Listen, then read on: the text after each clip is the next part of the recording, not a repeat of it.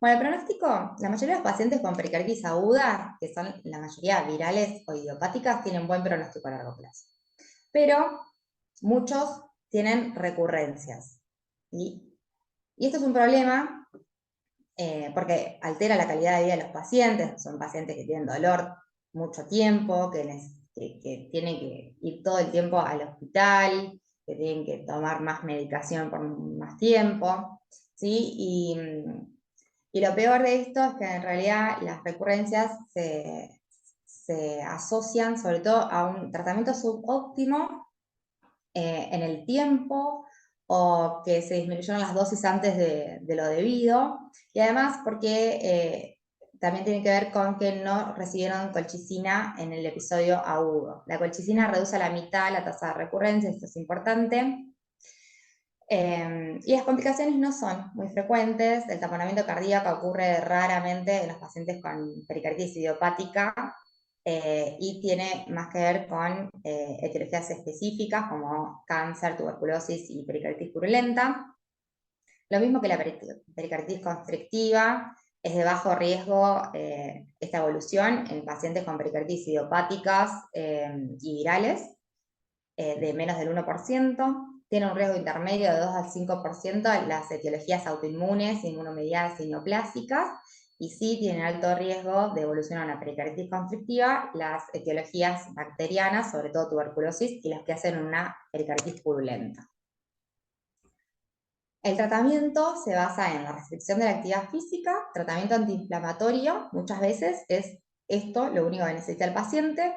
Si no responde, se pueden agregar corticoides, que forma parte obviamente del tratamiento antiinflamatorio. Si no responde bien el paciente, si no evoluciona bien, hay otros fármacos inmunosupresores que se están estudiando cada vez más y que se pueden utilizar. El tratamiento quirúrgico, dependiendo de la causa y dependiendo la evolución, también es una opción. Y siempre que haya una causa específica, hay que tratar esa causa.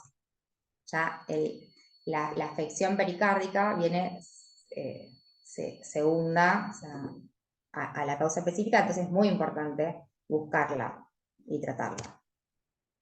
En cuanto a la restricción de la actividad física, se recomienda un reposo durante un periodo de 4 a 6 semanas, reposo, y después en lo que es los deportistas, para volver a la actividad deportiva, de competición, la SAC recomienda un periodo de por lo menos 6 meses sin volver, la Sociedad Europea dice 3, y sí o sí, cuando vuelven a la actividad, tienen que estar asintomáticos con el electro normal, con una PCR normal y con una función ventricular normal. Y antes de la práctica deportiva se recomienda hacer un Holter y una ergo o un ecoestrés. Y en los de no deportistas son un poco más permisivos por la característica de la actividad física también, pero también sí o sí para volver a hacer cualquier tipo de actividad física los pacientes tienen que estar asintomáticos con electro normal, PCR normal y normal función ventricular. Bueno, los AINES como tratamiento son el pilar fundamental y muchas veces, junto con la colchicina, son los únicos medicamentos que se van a usar, ¿sí? Bueno, deben ser prescritos en dosis adecuadas, considerando esquemas prolongados hasta normalización de la PCR y la eritro o de ambas. Los que más se recomiendan son el ibuprofeno, en primer lugar, y la aspirina debería ser de elección para pacientes que tienen otra indicación de aspirina o que, o que son portadores de cardiopatía isquémica o que ya venían tomando. Y se observa, son muy buenos antiinflamatorios y a los 3 días los pacientes pueden tener reducción de los síntomas, pero igual las dosis que uno inicia deben mantenerse por 7 a 14 días y luego ir disminuyendo, ¿sí? Las dosis recomendadas son para aspirina entre 2 a 4 gramos día y para ibuprofeno entre 1000 y 3200 miligramos día, repartido en 4 o 3 tomas. La indometacina es una alternativa que se puede usar de 75 a 150 miligramos día. La Sociedad Europea también propone el naproxeno. Y bueno, los AINES deben administrarse prolongadamente hasta la desaparición de los síntomas y normalización de la PCR. Una vez que están estos dos parámetros, se disminuye la dosis, ¿sí? Y las dosis se bajan de a poquito, ¿sí? Ahí puse este cuadro que es de la guía europea, para ver las pautas de reducción progresiva, y por ejemplo en la aspirina recomiendan disminuir la dosis de a 250 o 500 miligramos cada 1 o 2 semanas, y el ibuprofeno de 200 a 400 miligramos cada 1 o 2 semanas. Realmente es una reducción lenta y progresiva.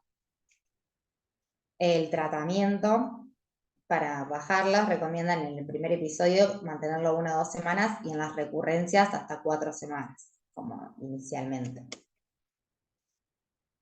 Con respecto a la colchicina, bueno, es un antiinflamatorio que inhibe la mitosis a nivel celular y se mete en la cascada de los polimorfos nucleares, y ese es su mecanismo de acción. Se demostró que en dosis bajas es eficaz y segura para prevenir recurrencias. La colchicina previene de forma primaria y secundaria las recurrencias.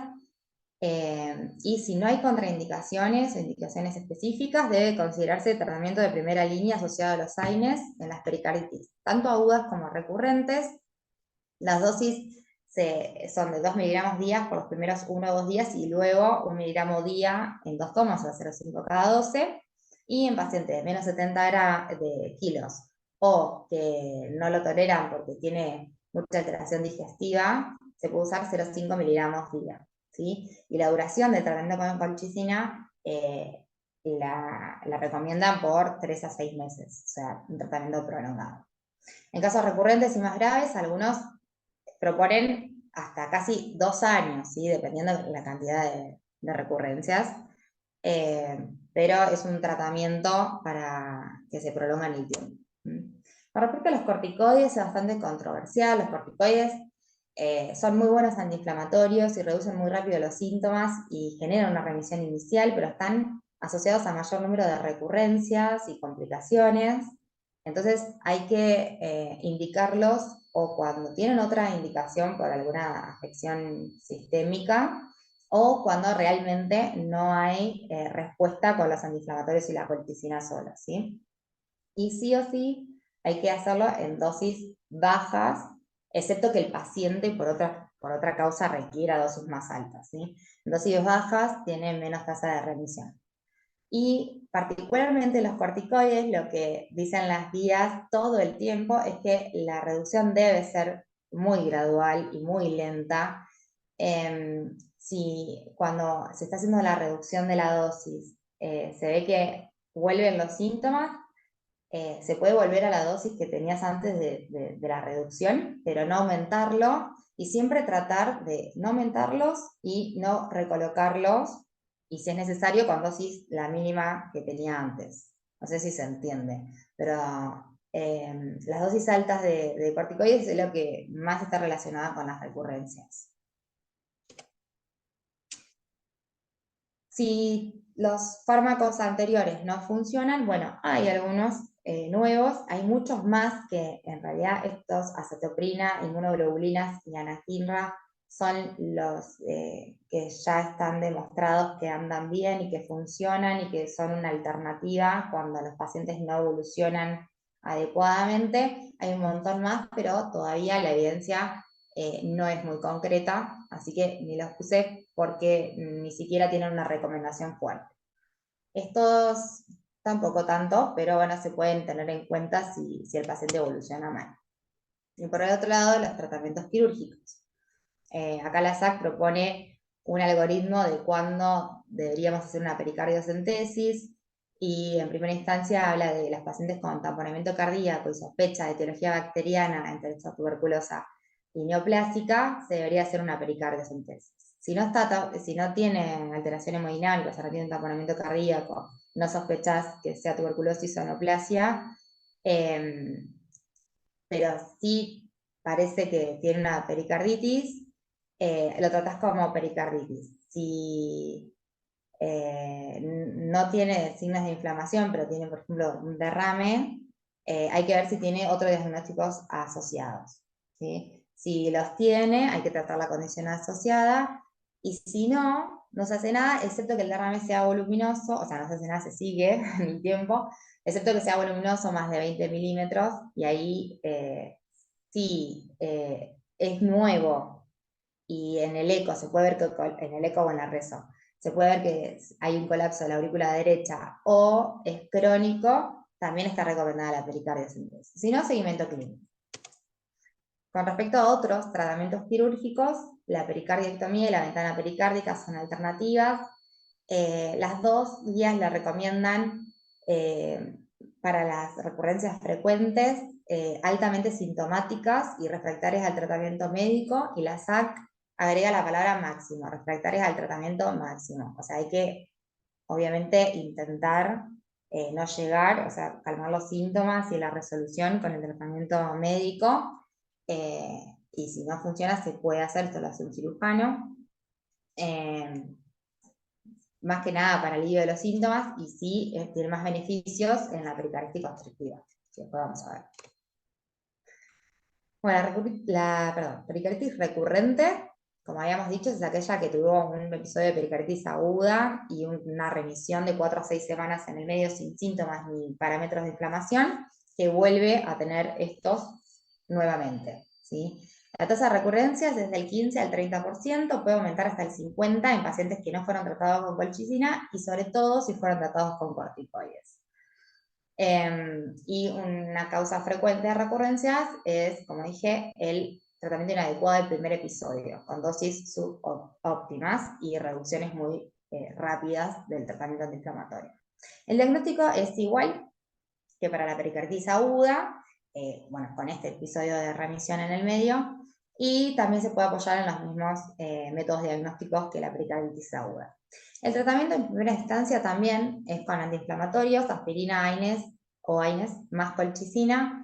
Si es necesario, los corticoides, siempre a dosis bajas, y se agregan como una triple terapia, no se saca el resto. Con una disminución progresiva muy lenta, siempre que haya reducción de dosis, el paciente tiene que estar asintomático y con PCR normal. Y ya en pacientes donde uno está aumentando, tiene dosis máximas de antiinflamatorios y dosis en ascenso de corticoides que ya se consideran altas, de prednisona 15-25 miligramos días o su equivalente, pueden utilizarse los otros fármacos inmunosupresores que vimos recién. El pronóstico de la pericarditis recurrente es bueno igual, no tiene que ver con que haya recurrencia, no tiene que ver con que haya más complicaciones. Las complicaciones que puede haber tienen que ver más con la etiología de la pericarditis que con el número de recurrencias, pero, o sea, eso está bueno para saberlo, para tranquilizar al paciente, pero bueno, siempre tener en cuenta que la calidad de vida del paciente que hace recurrencias múltiples es mala, así que hay que tratar de evitarlas. Bueno, como dije, siempre hay que buscar el daño miocárdico asociado. Comparten muchas etiologías parecidas que pueden afectar tanto al pericardio como al miocardio.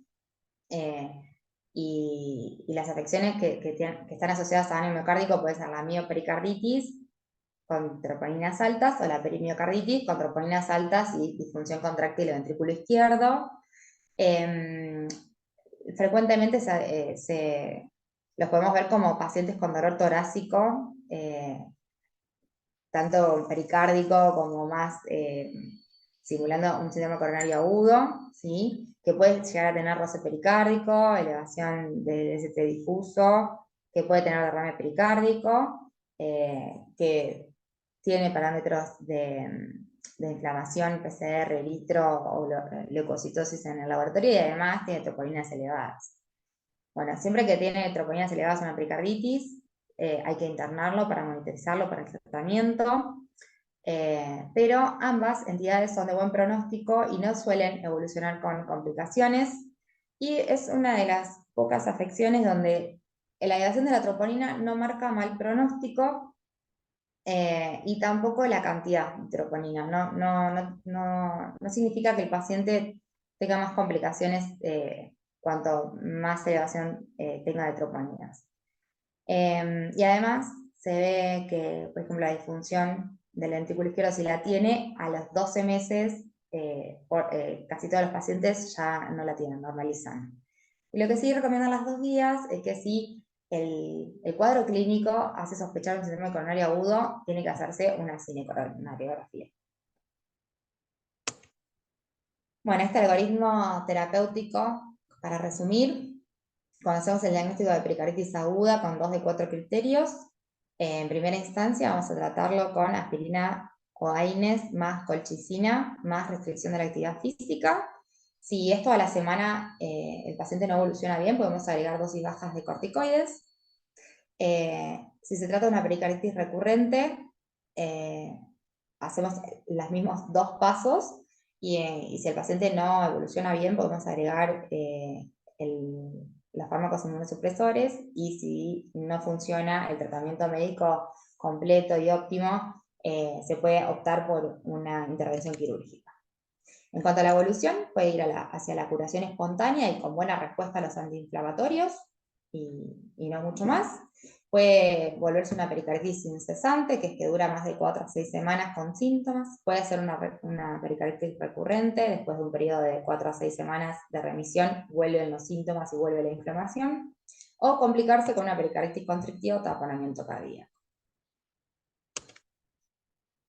Bueno,